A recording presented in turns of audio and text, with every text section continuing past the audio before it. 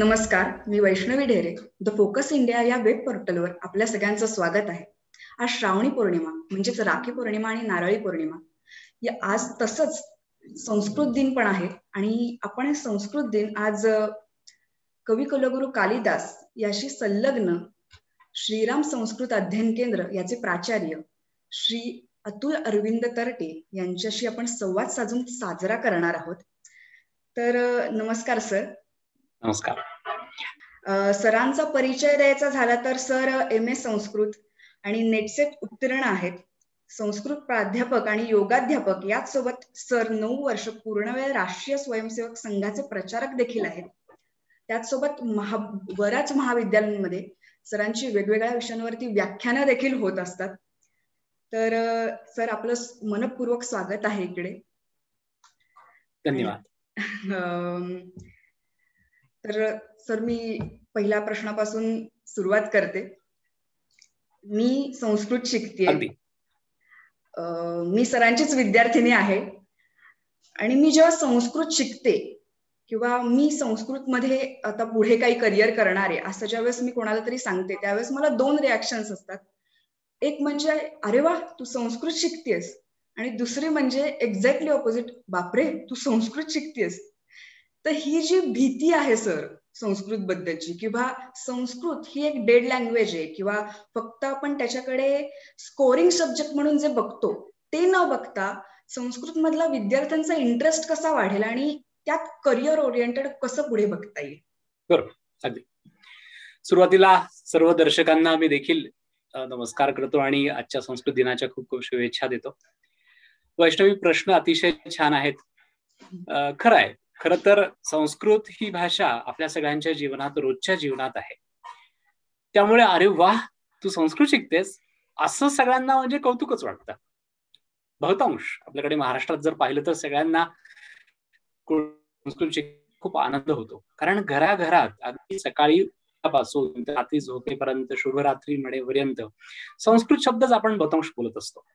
कारण मराठी सारख्या अनेक आपल्या भारतीय भाषा ज्या आहेत तर त्या संस्कृतोद्भव आहेत, संस्कृत पासूनच निर्माण झालेल्या आहेत. त्यामुळे सगळ्यांना संस्कृत भाषा अगदी जवळची वाटते. परंतु काय झालं, गेल्या काही वर्षामध्ये शिक्षण क्षेत्रामध्ये अनेक शाळांनी संस्कृत स्वीकारलं, काहींनी सोडलं आणि संस्कृत पासून पुढे करिअर काय या बाबतीत अनेक गैरसमज निर्माण केले गेले आणि त्यामुळे एक चुकीचा समज समाजामध्ये पसरला की संस्कृत डेड लँग्वेज आहे, त्याच्यापासून काही करिअर नाही आणि एका निवडक वर्गाचीच फक्त संस्कृत भाषा आहे.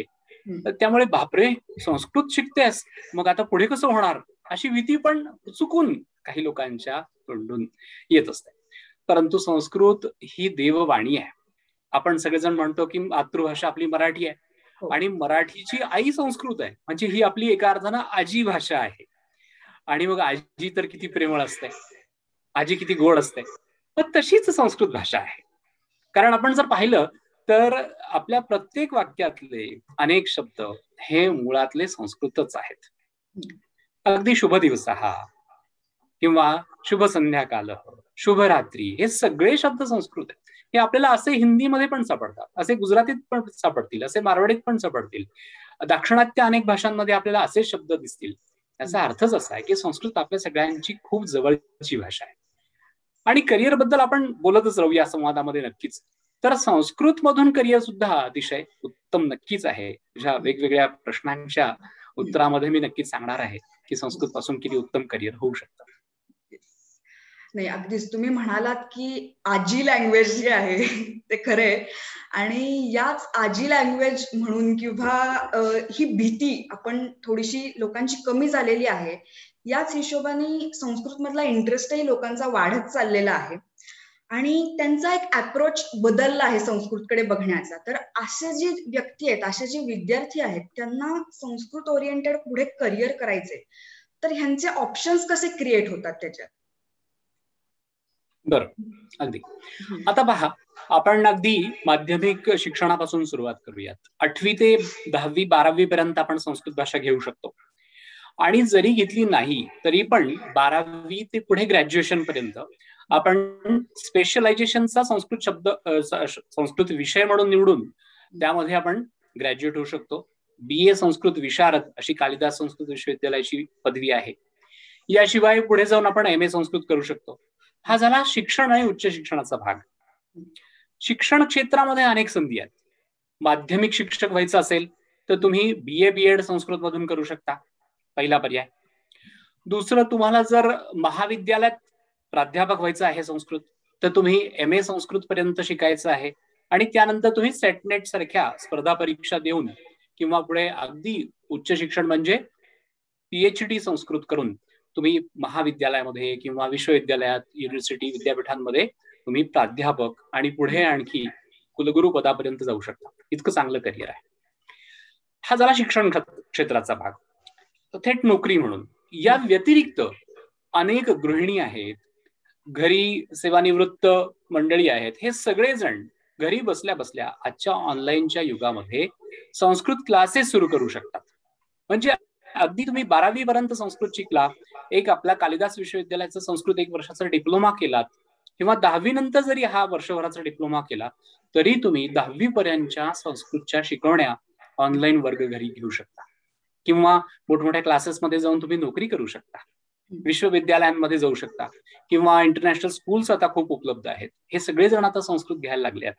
तर या सगळ्या विविध शाळांमधून किंवा खाजगी कोचिंग क्लासेसमधून आपल्याला शिकवण्यासाठी, टीचिंग करता चांगलं करिअर उपलब्ध आहे. हा झाला शिक्षण क्षेत्राचा भाग.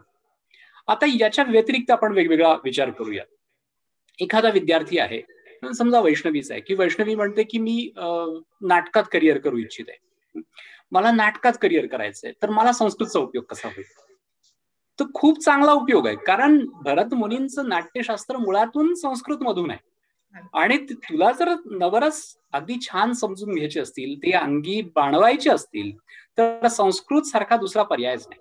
तर तू BA संस्कृत विशारद करावंस, MA संस्कृत करावंस आणि त्याबरोबर NSD सारख्या नाटक या क्षेत्रातल्या वेगवेगळ्या तू डिप्लोमा कर किंवा पदव्या घे आणि उत्तम करिअर तू करू शकते. रंगमंचावर अतिशय सुंदर तुला संस्कृतचा उपयोग होणार आहे.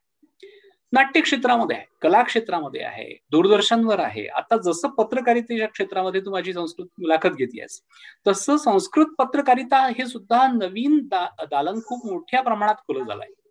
दर शनिवार रविवार तुम्ही पाहता की संस्कृत बातम्या आहेत, आकाशवाणीवर आहेत, दूरदर्शनवर आहेत, वेगवेगळे खाजगी चॅनल्स सुरू झाले आहेत आणि वेगवेगळ्या युट्यूबवरच्या वाहिन्या आहेत, त्यावर सुद्धा संस्कृत पत्रकारितेसाठी खूप तुम्हाला संधी आहेत. या व्यतिरिक्त प्रत्येक क्षेत्राशी, म्हणजे कला घ्या, वाणिज्य घ्या, विज्ञान घ्या, अभियांत्रिकी घ्या, वैद्यकीय घ्या, आयुर्वेद घ्या, औषधशास्त्र घ्या, मी अनेक नावं घेऊ शकतो. या प्रत्येकाशी संस्कृतची नाळ जोडलेली आहे. कारण अगदी 2,000 वर्षापासून ज्यांचं अर्थशास्त्र प्रसिद्ध आहे ते चाणक्य, त्यांनी अतिशय उत्तम अर्थशास्त्र, कौटिल्य अर्थशास्त्र या ग्रंथामध्ये सांगितलं आणि त्याचा अभ्यास आजही मोठमोठे मॅनेजमेंट स्कूल्स, कॉलेजेस करतायत. IIMs मध्ये ते शिकवलं जातं. आणि मग हा मूळ ग्रंथ कशातून आहे? तर संस्कृत मधून आहे. आणि मग जर तुम्हाला संस्कृत येत असेल तर संस्कृत आणि मॅनेजमेंट, संस्कृत आणि शेती, संस्कृत आणि संगणक अशा विविध क्षेत्रांमध्ये आपल्याला करिअर्सच्या संधी उपलब्ध आहेत. त्यामुळे या सगळ्या क्षेत्रांमध्ये तुम्ही स्वतःचा अभ्यासाचा एक विषय निवडून त्याची सांगड संस्कृतची घालू शकता. रिसर्च मध्ये, संशोधनामध्ये तर संस्कृतला इतका वाव आहे की अगदी पाकशास्त्रापासून विमानशास्त्रापर्यंत सगळी दालनं उभी आहेत. एरोनॉटिकल इंजिनिअरिंग तुम्हाला विशेष वाटेल की भारद्वाज संहिता नावाचा ग्रंथ आहे संस्कृतचा आणि यामध्ये विमानाची डिझाईन्स आहेत. अनेक विमानाची, अगदी त्यामध्ये विमानामध्ये कसं बसायचं, कोणता पोशाख घालायचा इथपासून एरोनॉटिकल इंजिनिअरिंगच्या अनेक गोष्टी त्यामध्ये संमिलित केलेल्या आहेत.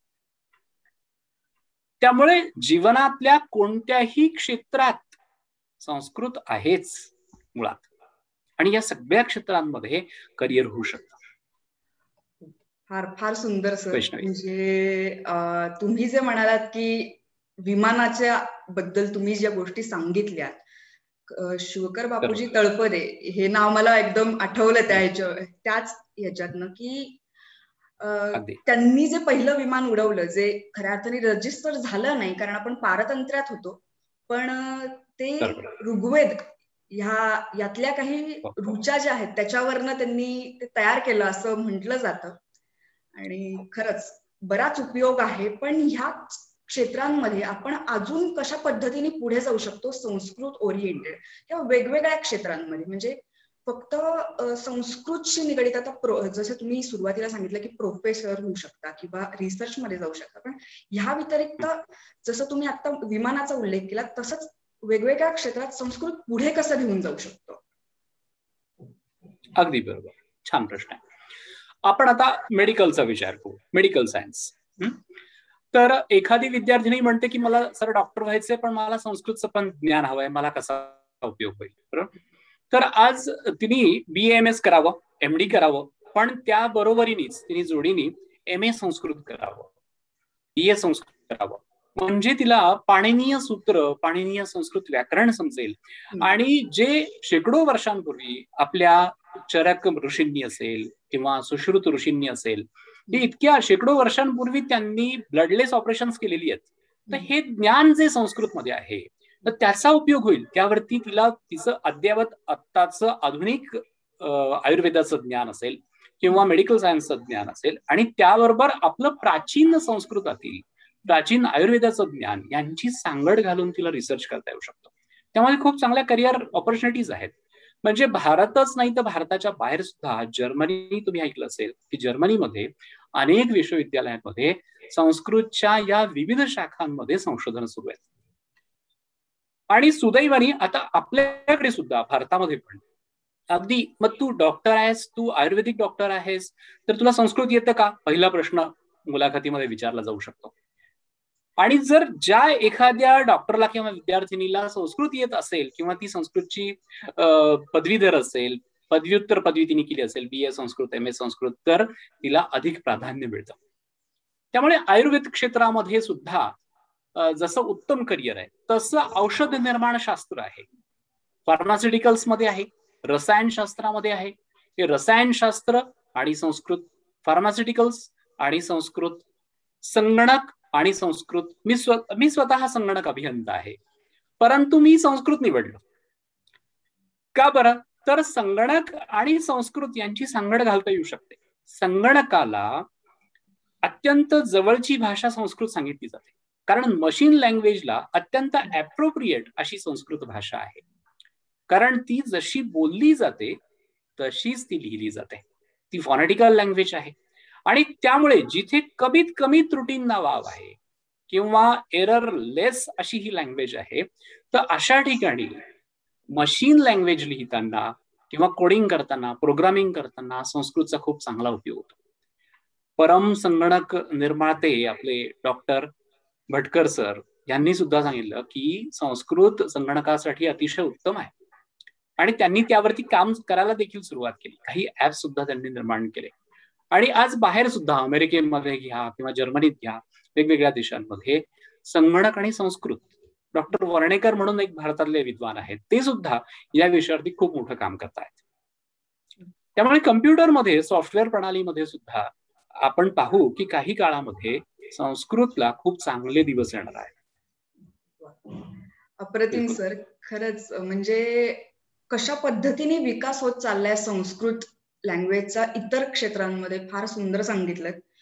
पण आता जी युवा पिढी आहे, या युवा पिढीला ह्याच संस्कृत ही लँग्वेज रिलेव्हंट वाटावी यासाठी आपण काय केलं पाहिजे आणि संस्कृतकडे त्यांनाही काहीतरी अट्रॅक्शन वाटावं की ही लँग्वेज आपल्याला शिकली पाहिजे बरं का, असं कशा पद्धतीने आपण ह्याच्यात पुढे जाऊ शकतो? अगदी छान प्रश्न आहे. रोजच्या जीवनामध्ये संस्कृत आहे न कळत आपण प्रत्यक्ष अप्रत्यक्ष बोलत असतो, परंतु आता आपण छोटे छोटे वर्ग घेतो संस्कृत बोलण्याचे. वदतु संस्कृतम, संस्कृतम जानीमः, आम्ही सगळेजण संस्कृत जाणतो आणि आम्ही संस्कृत मधून बोलतो.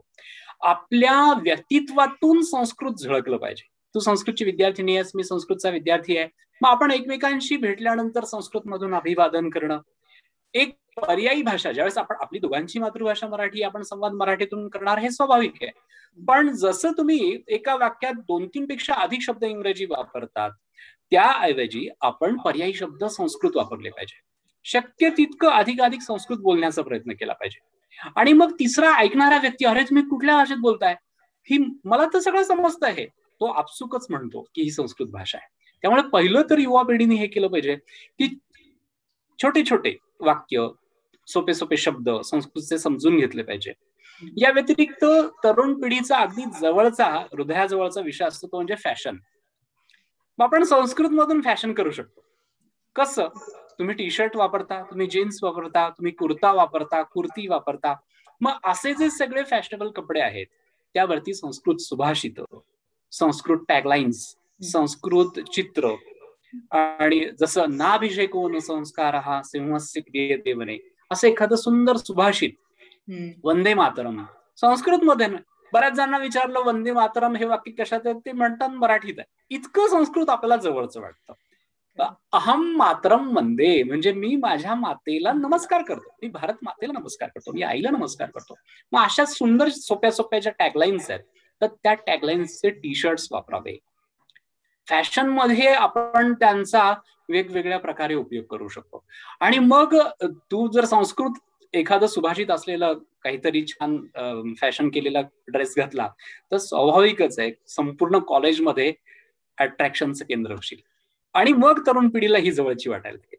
मग तुम्ही एकमेकांशी संस्कृत मधून अभिवादन करू शकता, नाही का? नमस्कारः, कथम अस्ति भवती, असं विचारलं किती गोड वाटतं की तुम्ही कशा आहात. हे संस्कृत मधून विचारताना भवान कथम अस्ति महोदय, आचार्य भवान कथम अस्ति, आचार्य तुम्ही कसे आहात, असं इतकं गोड वाटतं, ते मधाळ वाटतं. आणि मग हे असे छोटे छोटे वाक्य बोलायला लागले की आपल्या मित्रमैत्रिणींना पण वाटतं की नाही मला पण हे आलं पाहिजे. आणि मग अगदी सोपं आहे, आमच्या श्रीराम संस्कृत अध्ययन केंद्रात चल सर, फुकटमध्ये संस्कृत शिकवतात, कुठलंही शुल्क नाहीये. संस्कृत बोलण्यासाठीचे आम्ही छोटे छोटे वर्ग घेतो, महिनाभराचे निशुल्क असतात. अगदी लहान वयापासून तर ज्येष्ठ नागरिकांपर्यंत सगळ्या वयोगटांना संस्कृतचं दालन खुलं आहे. वेगवेगळी सूक्त आहेत, स्तोत्र आहेत, जी घरामध्ये आजी म्हणते, आई म्हणते, बाबा म्हणतात.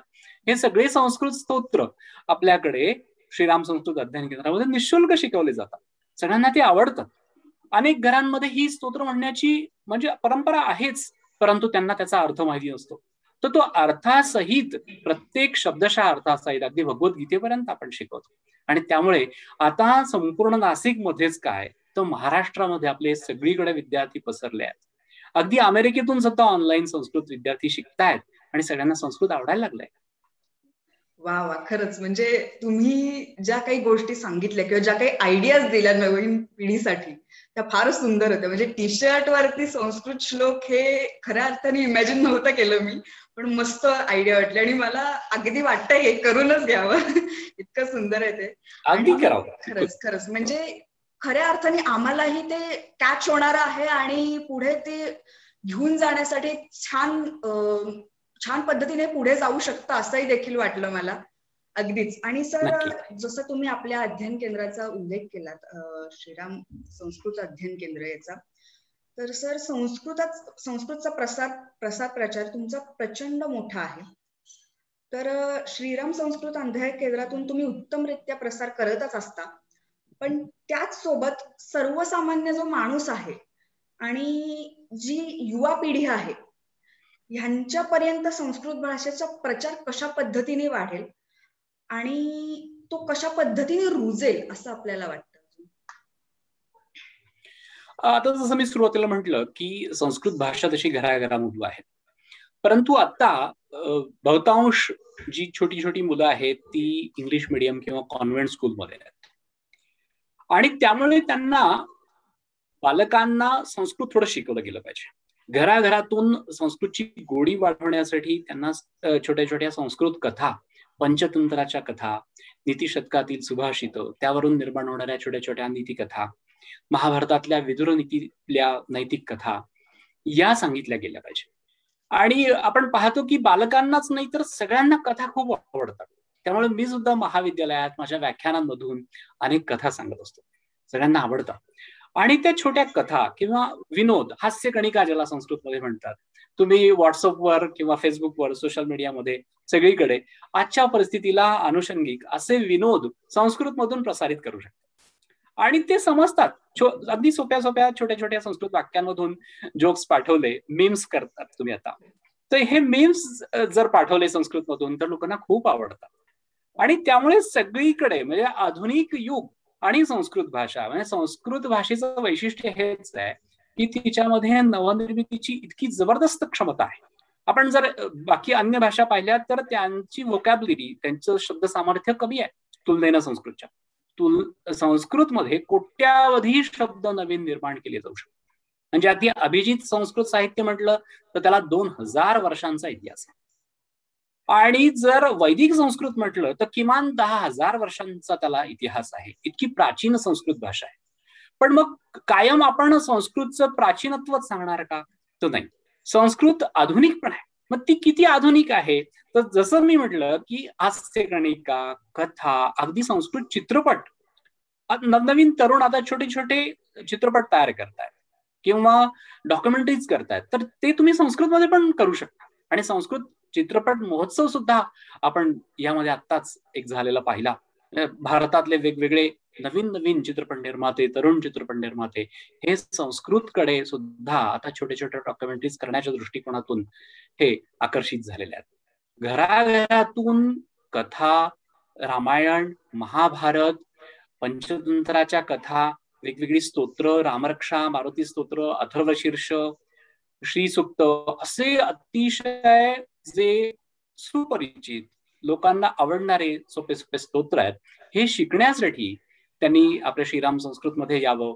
जिथे शक्य असेल तिथे जाऊन शिकावं किंवा अगदी घर बसल्या तुम्ही युट्यूबवरून पण शिकू शकता.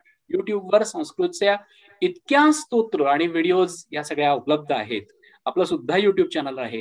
आणि अगदी लहान बालकांपासून आपण सगळ्यांना संस्कृत सहज समजावं यासाठीचे वेगळे वेगळे उपक्रम करत असतो की ज्यामुळे घराघरात संस्कृतची गोडी वाढेल आणि संस्कृत रुजेल. वा वा, फारच फारच सुंदर सर. म्हणजे नवीन पिढीला हे अगदीच जवळचं वाटणाऱ्या काही गोष्टी तुम्ही सांगितल्यात की मीम्स मधनं शेअर करणं किंवा जोक्स पाठवणं हे खऱ्या अर्थाने अशा पद्धतीने हे वाढूही शकतं आणि हे रुजूही शकतं आणि पुढच्या पिढीपर्यंत, येत्या 4 पिढ्यांपर्यंत खऱ्या अर्थाने संस्कृत आपण घराघरात बोललं जाईल अशी एक हे पण करू शकतो ह्या सगळ्या बॅकग्राऊंड वरती. आणि ज्या पद्धतीने संस्कृत वाढतंय आणि ज्या पद्धतीने वाढत चाललंय ह्या गोष्टीबद्दल खरंच खूप चांगलं वाटतं. आणि सर, आपलं जे श्रीराम अध्ययन केंद्र आहे, तर ह्या अध्ययन केंद्रात जे छोटे कोर्स आहेत किंवा एखादा नवीन व्यक्ती आणि अगदीच त्याला शिकायची इच्छा आहे किंवा अगदी त्याला अगदी प्रावीण्य प्राप्त करायचं संस्कृत या विषयात, तर त्यातले काही आपण हे सांगू शकता की काय काय आपल्या याच्यात कोर्स अवेलेबल आहेत आणि कशा पद्धतीने ते वर्क होतात? खूपच छान प्रश्न वैष्णवी तुमचा. अगदी खरं आहे की बऱ्याच जणांची संस्कृत शिकण्याची इच्छा राहून गेलेली असते. आता शिक्षण होऊन बरेच वर्ष झाले आहेत, गॅप पडलाय, असा पण एक वर्ग आहे. किंवा ज्यांना वेगळ्या क्षेत्रात करिअर करायचंय त्यांना संस्कृत घेता आलेलं नाही, अशी अनेक तरुण मंडळी आहेत की ज्यांना संस्कृत शिकावं असं वाटतं. या सगळ्यांचं आपल्या श्रीराम संस्कृत अध्ययन केंद्र या संस्कृत महाविद्यालयात नक्कीच कायम स्वागत आहे. त्याची 2 कारणं आहेत. तर आजच्या युगामध्ये युगानुकूल आपण ऑनलाईन संस्कृत शिक्षण उपलब्ध केलेलं आहे. तुम्ही घर बसल्या तुमच्या सोयीच्या वेळात संस्कृत शिकू शकता ऑनलाईन पद्धतीने. ऑफलाईन पद्धतीने आपलं महाविद्यालय आहेच, वर्गातून सगळं गुरुकुल पद्धतीने आपण संस्कृत शिक्षण देतोच. कालिदास संस्कृत विश्वविद्यालय हे जसं पुणे विद्यापीठ, मुंबई विद्यापीठ त्याप्रमाणेच संस्कृत विश्वविद्यालय आहे. आणि विशेष म्हणजे या विद्यापीठाचं की संपूर्ण महाराष्ट्रातलं हे एकमेव संस्कृत विश्वविद्यालय आहे. अनेक त्याचे अभ्यासक्रम आपल्या कॉलेजमध्ये उपलब्ध आहेत. ज्यांना पहिल्यापासून अगदी ब क पासून म्हणजे संस्कृत वर्णमालेपासून संस्कृत शिकायचं आहे त्यांनी संस्कृत डिप्लोमा हा 1 वर्षाचा अभ्यासक्रम करावा की ज्यामध्ये आपण कोणत्याही वयोगटातल्या जो कोणी व्यक्ती किमान 10वी उत्तीर्ण आहे असा कोणीही तरुण, युवक, युवती, पुरुष, महिला, गृहिणी, नोकरदार, सेवानिवृत्त असं समाजातल्या कोणत्याही वर्गातला कुठल्याही गटातला व्यक्ती संस्कृत शिकण्यासाठी येतो. आपण त्यांना संस्कृत अ ब क अक्षरशः बाराखडी पासून शिकवायला सुरुवात करतो. आणि तुम्हाला आश्चर्य वाटेल की वर्षभरामध्ये अगदी हा म्हणता ही व्यक्ती व्यवहारातील संस्कृत बोलायला लागते. संस्कृत मधून स्वतःचे विचार प्रसारित करू शकते, व्यक्त करू शकते, लिहू शकते, संस्कृत निबंध लिहिता येईल इथपर्यंत क्षमता 1 वर्षात निर्माण होते. मला सांगायला अगदी अभिमान आणि आनंद वाटतो की या अभ्यासक्रमामध्ये वेगवेगळ्या वयोगटातल्या सलग 3 वर्ष विद्यार्थ्यांनी विश्वविद्यालयात 3 सुवर्ण पदकं आपल्या मिळवलेली आहेत. वा वा, फार सुंदर. त्यातल्या एक भगिनी डॉक्टर आहेत. डॉक्टर मंजुषा पुरंदरे ह्या डॉक्टर आहेत, वय वर्ष 50च्या पुढे आहेत, आणि त्यांनी म्हणजे 50 नंतर संस्कृत शिकायला सुरुवात केली आणि त्या गोल्ड मेडलिस्ट झाल्या. दुसरी भगिनी आहे वृषाली कुलकर्णी. ही अभियंता आहे, क्लास 1 ऑफिसर आहे, सिव्हिल इंजिनियर आहे, आणि तिने संस्कृत शिकायला सुरुवात केली, ती सुद्धा गोल्ड मेडलिस्ट झाली. प्रथमेश करपे संगणक क्षेत्रातला हा तरुण आहे आणि यांनी आपलं वारकरी शिक्षण घेण्यासाठी सुरुवात केलेली आहे. तो सुद्धा यामध्ये सुवर्ण पदक प्राप्त विद्यार्थी झालेला आहे. सलग 3 विद्यार्थ्यांनी 3 वर्ष या अभ्यासक्रमामध्ये सुवर्ण पदक विश्वविद्यालयात प्राप्त केलं आहे. आणि 10 विद्यार्थी गुणवत्ता यादी मध्ये येत आहेत, झळकत आहेत. 90% पेक्षा अधिक गुण मिळवणारे 10 पेक्षा अधिक विद्यार्थी दरवर्षी या अभ्यासक्रमातून आहेत. जसं डिप्लोमा आहे, डिप्लोमा झाल्यानंतर ज्या मुलांना संस्कृतमध्ये करिअर करावं असं वाटतंय, जो व्यक्ती 12वी झाला आहे आणि यापूर्वी संस्कृत शिक्षण जरी त्यांनी घेतलेलं नसेल, तर असा व्यक्ती हा BA संस्कृत विशारद ही पदवी पूर्ण करू शकतो. 3 वर्षाचा अभ्यास आहे आणि ऑनलाईन ऑफलाईन आणि घरी सुद्धा सगळ्या प्रकारचा आपल्याला स्टडी सपोर्ट मिळत असल्यामुळे कोणीही व्यक्ती, नोकरदार व्यक्ती सुद्धा नोकरी करता करता ग्रॅज्युएट होऊ शकते. संस्कृत मधून पंडित होण्याची संधी या BA संस्कृत विशारद या अभ्यासक्रमामुळे आहे. तुमचं BA संस्कृत झालं, पुढे जाऊन तुम्ही MA संस्कृत करू शकता. किंबहुना कोणती व्यक्ती की जी ग्रॅज्युएट आहे आणि त्यांनी काही संस्कृत शिकलेलं नाहीत यापूर्वी, ते सुद्धा थेट MA संस्कृतला सुद्धा प्रवेश घेऊ शकतात आणि 2 वर्षामध्ये तुम्ही पदव्युत्तर पदवी संस्कृत मधून प्राप्त करू शकता. जसं हे शैक्षणिक अभ्यासक्रम आपल्याकडे आहेत, डिप्लोमा आहे, BA आहे, MA संस्कृत आहे, याच्या व्यतिरिक्त आपल्याकडे स्पोकन संस्कृत, म्हणजे केवळ मला संस्कृत बोलावं असं वाटतंय, मला बाकी BA MA मध्ये समजा आत्ता लगेच तेवढा वेळ नाहीये अभ्यासासाठी, तर मला फक्त स्पोकन संस्कृत करायचंय, तर 6 महिन्याचा हा संस्कृत संवाद संभाषण करण्याचा अभ्यासक्रम देखील सर्टिफिकेट प्रमाणपत्र अभ्यासक्रम आपल्याकडे आहे. तो सुद्धा आपण करू शकतो. त्यामुळे तुम्ही एकमेकांशी संस्कृतमध्ये थेट 6 महिन्यात बोलायला लागता. ही एक खूप चांगली ऑपॉर्च्युनिटी, संधी सगळ्यांसाठी आहे. आणि याशिवाय आपल्या सगळ्यांचा किंबहुना भारतीय संस्कृतीचा मूळ गाभा असलेला धर्मग्रंथ म्हणजे श्रीमद भगवद्गीता. साक्षात प्रथम पुरुषी एकवचनी भगवंतानी सांगितलेली जी वाणी आहे, 5000 वर्षापूर्वीचं हे संस्कृत आहे, हे सुद्धा श्रीमद भगवद्गीता संपूर्ण 18 अध्याय सगळ्यांना शिकण्यासाठी वर्षभराचा अभ्यासक्रम आपल्याकडे उपलब्ध आहे. त्याच्या परीक्षा पण आहेत. तुम्हाला परीक्षा द्यायच्या नसतील हरकत नाही, केवळ संथा आणि अर्थ तुम्हाला शिकायला मिळू शकतो. याशिवाय ज्येष्ठ नागरिकांसाठी, सेवानिवृत्त वर्गासाठी सुद्धा स्तोत्र वर्ग नावाचा आपण निशुल्क एक सेवा उपक्रम चालवतो, की ज्याच्यामध्ये विविध वयोगटातले ज्यांना वेगवेगळे स्तोत्र शिकायचे आहेत, वैदिक पुराणोक्त असतील, या सगळ्या स्तोत्रांचा अभ्यास करण्यासाठी ते श्रीराम संस्कृत महाविद्यालयामध्ये येऊ शकतात. त्यांचं स्वागत आहे. असे अनेक अभ्यासक्रम आपल्याकडे आहेत.